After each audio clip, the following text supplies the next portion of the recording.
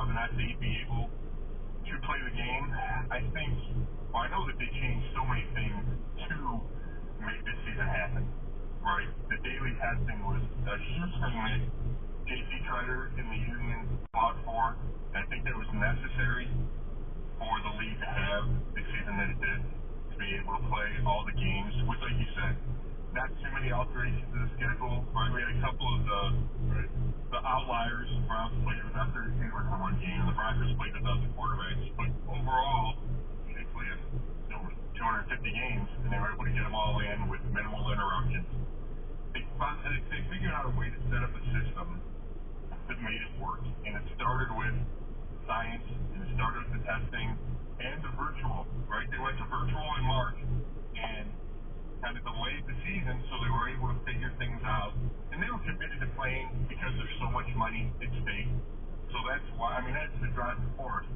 But then I think they did a good job. There's a combination of the league and the union coming together to establish the necessary protocols to get it done. And it takes a huge commitment from guys not living the normal social lives that they do, and from coaches and players' families not living the normal lives that they do to reduce the risk of getting the disease. So it was impressive. It shows what can happen when you have enough money and enough commitment to pull something off. But a lot of people deserve credit because, as screwed up as the last 6 months have been, would have felt a lot more screwed up without the NFL. That's a fact. And Scott, unless things go catastrophically wrong in the coming months, next season will be easier for the NFL. So I'm anxious to see what they carry over, what they implement based on what they learned this year. But you would have to think next season, if you could pull it off this season, next year, unless the world goes catastrophically wrong, is a go without many issues at all. I would think so. I think we'll see the off-season look a lot like last year. I talked to David Gilbert. I know you guys did last week or the week before. He and the league, they're planning to have the draft at the end of April. I think we still have to see if that gets pulled off, but free agency will probably be largely virtual. If the draft is going to be, not the draft, but if the draft process, right? There's no combine. There's only pro days. Players aren't allowed to come in for visits. If that's all going to be remote, then I could see free agency being remote, but the NFL did that last year. I could see the off-season program being all on Zoom, and that's something J.C. Tretter wants to keep going even when things get back to normal. He doesn't think there's a need for players to report in April and May. It's too short a turnaround, and he saw that they could pull off the season in a successful season and a lot of points and fewer penalties and not as many missed tackles without having guys in their facilities in April and May. So I think we'll see that again, at least in 2021, whether or not it becomes a permanent change. But, I don't think we'll see the Browns practice again. Maybe we'll see a mini camp in June. Who knows if we'll see a preseason. But your overall point is correct. If I think we'll get back to the point where it looks a lot the same, we'll see more fans in the stands, whether or not there'll be full crowds. I think at some point we'll get there. I don't know if that'll be week 1. But if they can do 25,000 for the Super Bowl, I would expect to see more and more fans as, just as we get farther into this pandemic. As far as the scale for the Browns to get to the Chiefs level, I don't know that we're that far away. How far away are the Browns from the Bucs level? That seemed pretty far away today. I mean, because you think you're competitive with Kansas City, but wow, what Tampa Bay was able to do yesterday to me was just, that defense was so good. So good. It was, but, I think the Browns are a little bit away from both those teams. Not that I don't think it's anything that can't be overcome in an offseason, assuming Baker Mayfield continues to progress. So much comes down to the quarterback. I think if you add another big-time edge rusher to help Myles Garrett, if you strengthen the secondary with another corner or two, I think you can get to that level, assuming that Baker plays at a level somewhere close to a Mahomes and a Brady. That's asking a lot, right? But that's what's needed when you're trying to win Super Bowls. because you have a quarterback. Your quarterback plays great, and he takes you there. So the Browns have a couple moves to make, but I don't. It's obviously it's not nearly the gap that it used to be, and you can just see you can find a path, right? It starts by greatly improving that defense. But the Browns have resources and draft picks. They have a lot of salary cap space. I think there's going to be players that are going to be on the free agent market or on the trade market because teams are going to need to cut salary space because the cap is going to drop this year. I think that's a space where the Browns can pounce. So, the Browns, I think I saw, one of those online gambling sites that had them made 11th favorite to win the Super Bowl. It felt maybe a little low, maybe a little higher than that, a little closer to being one of the top, 8 teams to make it back there to get to the Super Bowl. So I think there's plenty of reason for optimism, and it starts with finding more difference makers on defense. But I think I need to point out, yesterday's game obviously the Bucs dominated. But the offensive line for the Chiefs, the fact that it was down 4 starters, had so much to do with that game. And that's not taking anything away from Todd Bowles, the Buccaneers defensive coordinator. It's just to say that I think if you switch the quarterbacks yesterday and put Mahomes on the Bucs, then I think the Bucs dominate the Chiefs. And it's just because the offensive line had no answer for what the Bucs were doing, and that affected everything the Chiefs tried to do. And it felt to me like the Chiefs knew that they weren't going to be able to block the Bucs, and that affected everybody's confidence, including Patrick Mahomes. And it's like he took the ball center and knew he was going to be in trouble, and that's a tough way to play quarterback. And also, I thought, Scott, shows that, okay, we've thought they have really good skill position players, but without that offensive line, the only 2 guys I thought that showed up for them, Kelsey and Hill. And Hill was, his play was, I thought, negated a little bit. I thought Winfield and their whole scheme did a really nice job against Hill. He didn't kill them. Travis was really good, but because Mahomes didn't have any time, they didn't really have playmakers on offense that could do anything to help them out. And I thought that was really interesting to see. Yeah, and both those guys, they're 2 best players you mentioned, Kelsey and Hill. Yeah, they made plays, but they all both made big drops. Mahomes was able to throw a desperation heave and hit Hill in the face mask. It was a tough catch, and there was a defender in front of him, but Mahomes still put the ball where he needed to. He needed that time and again, despite having no time to throw the ball. And Kelsey had a big 3rd down drop early that I thought changed the momentum of the game, or changed the, how the game proceeded. Because instead of the Chiefs going down and possibly scoring a touchdown, they punt, and then I think the Bucs went down and scored again.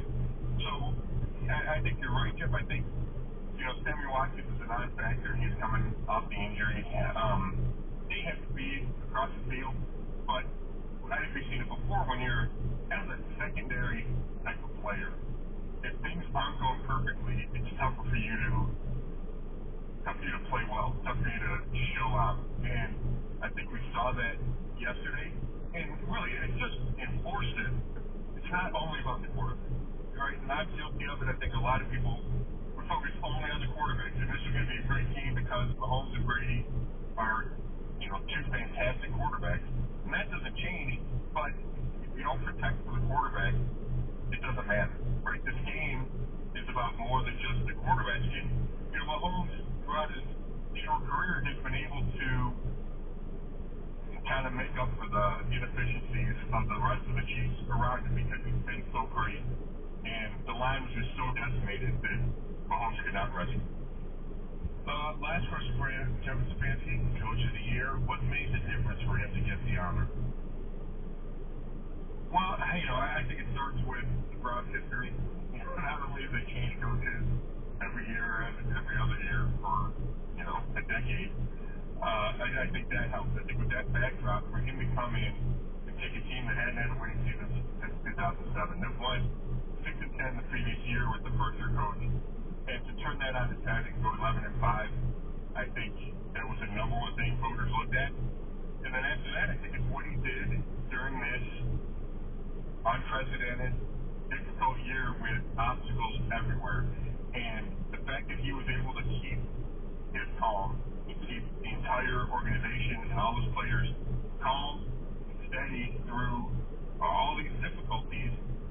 I think it spoke volumes about the coach he is, his personality, and they never lost 2 games in a row. And that goes to the coach and getting his team to bounce back after a loss. And I think the voters recognize all of that. And Kevin Stefanski, in my mind, he was so deserving of this award. 20 votes. Sean McDermott second with 7. That's amazing to me. Amazing. Thank you, buddy. We appreciate it. As always, bring out free agency. Good luck. Scott Petrak joining us in the Chronicle Telegram, Brownsfilm.com, where you can read all of his work. If you're a Browns fan and you sat there watching the Super Bowl, what did you learn? What did you learn? Coming up, what did you learn from watching Tampa Bay yesterday? We have some thoughts on that. Then a little later in the hour, what did you learn from watching the Chiefs yesterday? It's Pat Skinner-Phelps here on the Fan. Hey everybody, it's Andy Baskin for Profile by Sanford. That's Profile by Sanford. In the month of February, Profile by Sanford has some great offers. Join right now and save up to 30% off of your customized program. Also in February, Profile will be broadcasting Facebook Live sessions every Thursday at 1, featuring great recipes and success stories from their Northeast Ohio locations. I checked it out last week. It's really cool. The Facebook Live sessions will help you understand the process and the steps that I've been taking and the details of the why and the how Profile by Sanford can transform your entire life.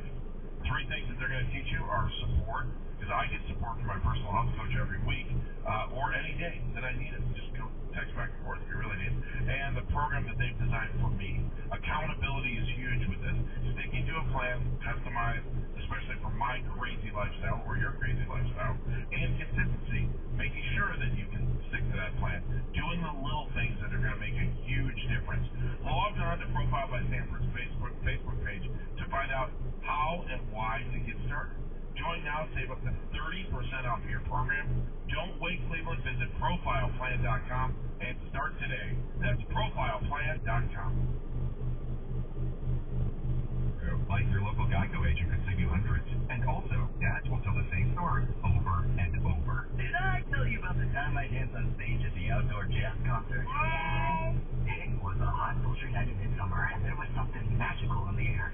Your local Geico agent could help you save 50% or more. It's just true. I'm listening daily. You are not alone. During these challenging times, listening is fundamental to promoting understanding and healing. Here's David Freeman of Disturbed on the importance of helping others with mental issues. Regarding this demon that so many of our loved ones and so many people close to us are struggling with of addiction and depression, you shouldn't feel that you have to deal with that battle on your own. I will recite the chorus to A Reason to Fight. When the demon that's inside you is ready to begin, and it feels like it's a battle that you will never win, when you're aching for the fire and begging for your sin, when there's nothing left inside, there's still a reason to fight. People need to be advocates. People need to get involved. People, if they see the warning signs, if they see somebody falling prey to depression, to addiction, intervene. Don't wait. Talk has the power to save lives, and you are not alone. Find out more at I'mListening.org.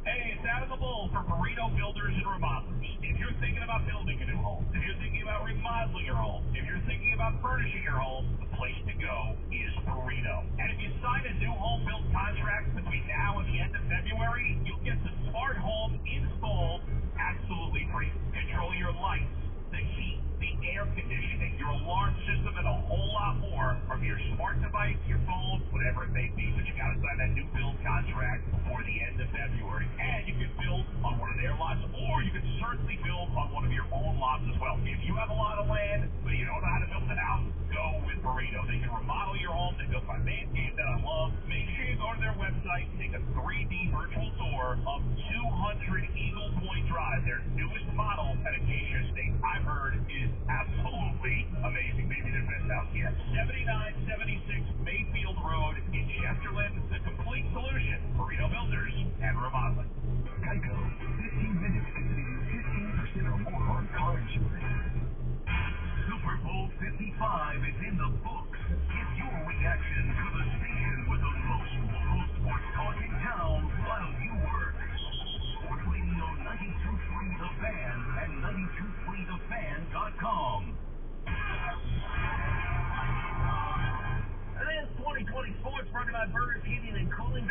prepared for the winter. One call does it all at Burris Plumbing, Heating, and Electrical. Visit BurrisHVAC.com. This morning, Tampa Bay quarterback Tom Brady refused to rank where last night's Super Bowl victory stands compared to the previous 6 while with New England. Brady just saying that every year is different, and that this one has been incredible. Brady also named last night the Super Bowl MVP for a record 5th time. Cavaliers started a 5-game road trip tonight, going to be at Phoenix, facing the Suns. Cavs have lost 3 in a row and 5 of the last 6. Cavs up to go without Larry Nance Jr. He reportedly is having surgery today for a broken bone in his left hand. Nance could be out of action up to 6 weeks. Number 7, Ohio State in action tonight. Buckeyes on the road in Maryland. Ohio State could be ranked higher before tip-off as the latest AP college basketball ranking is going to be announced this afternoon. Buckeyes come into the contest with a 4-game winning streak, including a victory at Marine, Iowa, back on Thursday. The American Hockey League announced this morning the rescheduled dates for the Monsters games that were postponed this past weekend. Kingston happened because of COVID-19 protocols, but they now set for February 22nd and 23rd. For the moment, the Monsters start the season Friday night at home against Rochester. Tom Brady again showing why he is the GOAT. Find out more at 923thefan.com. Jeff Thomas, 2024.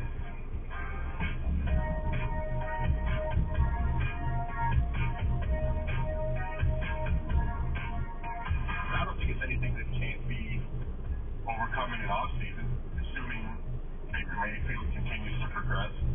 So much comes down to the quarterback. I think if you add another big-time edge rusher to help Myles Garrett, if you strengthen the secondary with another corner or two, I think you can get to that level, assuming that Baker plays at a level somewhere close to a Mahomes and a Brady. And that's asking a lot, right? But that's what's needed when you try to win Super Bowls, is you have a quarterback. The quarterback plays great, and he takes you there. Scott Petrak from the Chronicle-Telegram, BrownZone.com. Just a few moments ago, right here on Baskin and Phelps. Welcome back, everybody. I'm Jeff Phelps. My partner is Andy Baskin. I watched the Super Bowl, and I kept looking at Tampa, and I kept looking at Kansas City, and I kept thinking, what does this mean for our football team? We're going to get to that in a second here. Todd is in Ward 1. Todd, thank you for your patience, buddy. How are you? Todd, apparently you didn't have the patience. No Todd? No Todd. Cool Ray's in Bedford. Hello, Cool Ray. Cool Ray. Hey, what's up? I got pictures all day. What a great one. The coach to the radio. What's up, y'all? How are you, Jerry? How are you? I'm doing good. Hey, I just got 2 things to say. I'm going to ask you a question if you guys ask me. First, I want to give props to Tom Brady. 7 championships in this type of sport. But I also want to give credit to Bill Belichick because he taught Tom Brady how to do this. And Tom Brady is the example of why it is still best for you to sit behind a great quarterback and learn the game and learn the system before you jump in there. Because he sat behind a great quarterback and he learned. So my mad problem. But to answer your question, what I learned yesterday, and I'm going to have to jump on what Scott Patrick said. Did you hear his wish list for the Browns to get to that level? If, there's a whole bunch of ifs. If the Browns add 2-3 more cornerbacks, if the Browns get another edge rusher, if Baker is raised to the level. See, here's what we got to understand. Now, everybody saw this yesterday. There's 2 teams that didn't have a running game, really. The quarterback raised their level of play to make everybody better. And he's been we can't go Tom Brady. We're just going to go with Patrick. He's been doing that since he's got the opportunity to play in KC. We have to understand that Baker needs a lot to make himself better. We need a quarterback that makes everybody else better, even when did you see that defensive game plan that Tampa Bay did? They dropped all the safety bets and they didn't want Tyreek Hill, so they trusted the system. So this is what I'm talking about. We need someone who's going to make everybody better. We can't keep waiting for Baker to develop because don't forget, every year, and we've seen it, 1 year that you don't develop great, and we lose someone, that's a major loss in this day and age right now.